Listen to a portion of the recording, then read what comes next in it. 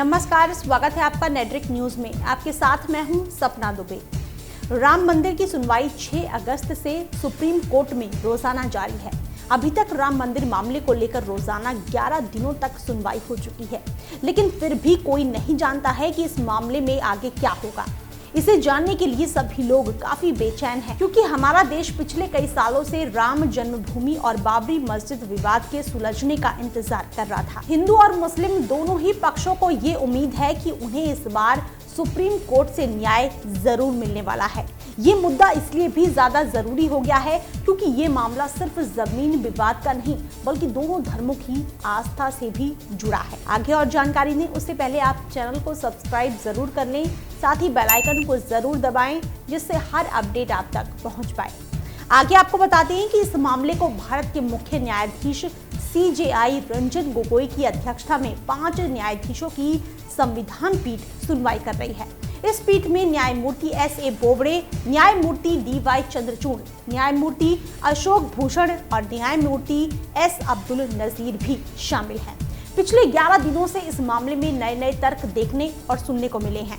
इस मामले में निर्मोही अखाड़ा, रामलला विराजमान और राम जन्म पुनरुद्धार समिति, शिकायतकर्ता गोपाल सिंह विशारद और सुन्नी वक्फ बोर्ड अपनी अपनी दलीलें पेश कर चुके हैं, लेकिन अभी तक कोई भी पूर्ण रूप से विवादित जमीन पर कोई पुख्ता सबूत पेश नहीं कर पाया है। हालांकि राम जन्मभूमि बाबरी मस्जिद भूमि विवाद पर रोजाना सुनवाई से पहले सुप्रीम कोर्ट ने विवाद को बातचीत से सुलझाने के लिए मार्च में मध्यस्थता पैनल बनाया था, लेकिन उससे भी कोई हल नहीं निकाल पाया, जिसके बाद से 6 अगस्त से सुप्रीम कोर्ट में रोजाना सुनवाई चल रही है। अब ये सुनवाई तब तक चलती रहेगी जब तक इस मामले का कोई हल नहीं निकल जाता है। चलिए अब आपको बता दें कि इस हफ्ते सुनवाई के दौरान क्या क्या दलीलें सुनने को मिली। इस हफ्ते की सुनवाई बुधवार 11 सितंबर से शुरू हुई थी। अयोध्या राम जन्मभूमि मामले में बुधवार को संविधान पीठ में महज 1 घंटे 30 मिनट की सुनवाई हुई थी। 21वें दिन मुस्लिम पक्ष के वकील राजीव धवन ने अपना पक्ष रखते हुए कहा कि अदालत को 2 अहम बिंदुओं पर ही विचार करना है। पहला, विवादित स्थल पर मालिकाना हक किसका है, और दूसरा ये कि क्या गलत परंपरा को जारी रखा जा सकता है। साथ ही 22 दिसंबर 1949 को जो गलती हुई उसे जारी नहीं रखा जाना चाहिए। राजीव धवन ने निर्मोही अखाड़े के मुकदमे का विरोध करते हुए कहा कि सेवादार के अलावा अन्य संबंधित चीजों पर उनका दावा नहीं हो सकता है, क्योंकि वो उनके मालिक नहीं है, वो सिर्फ सेवादार है। ट्रस्टियों और सेवादार में अंतर है। गुरुवार 12 सितंबर को 22वें दिन की सुनवाई के दौरान भी मुस्लिम पक्ष ने अपनी दलील रखते हुए कहा कि लोग मुझे सुप्रीम कोर्ट में मुस्लिम पक्ष की तरफ से ना लड़ने के लिए कह रहे हैं और ऐसा ना करने पर उन्हें धमकियों भरे मैसेज आ रहे हैं। वरिष्ठ वकील राजीव धवन ने कहा कि मुझे सुरक्षा की कोई आवश्यकता नहीं है और ना ही मैं इस बारे में किसी के भी खिलाफ कोई अवमानना दायर कर रहा हूं।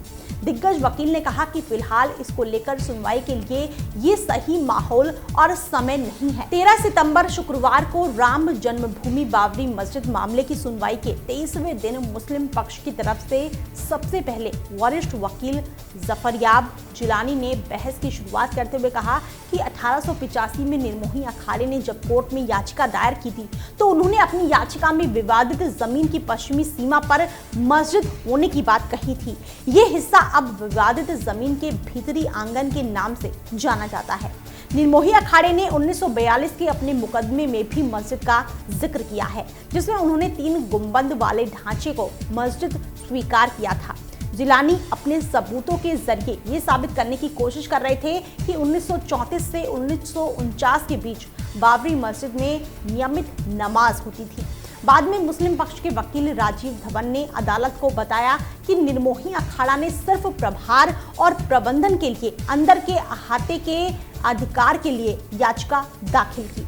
धवन ने इसी के साथ कहा कि स्वयंभू का कॉन्सेप्ट ये होता है कि ईश्वर खुद को परिलक्षित करता है, जैसे कोई पर्वत या मानसरोवर। इससे ये साबित नहीं होता कि इस तरह के स्वयंभू ईश्वर स्वरूपों का ज्यूरिस्टिक पर्सनालिटी ही हो। अयोध्या राम जन्मभूमि मामले की सुनवाई सोमवार को भी जारी रहेगी। मुस्लिम पक्ष की तरफ से राजीव धवन पक्ष रखेंगे। अब ये देखना होगा कि अगले हफ्ते की सुनवाई में ये मामला क्या नया मोड़ लेता है। फिलहाल इतना ही, बाकी ऐसी और वीडियोस के लिए आप चैनल को सब्सक्राइब करना ना भूलें। आप देख रहे हैं नेट्रिक न्यूज, साहस सच कहने का।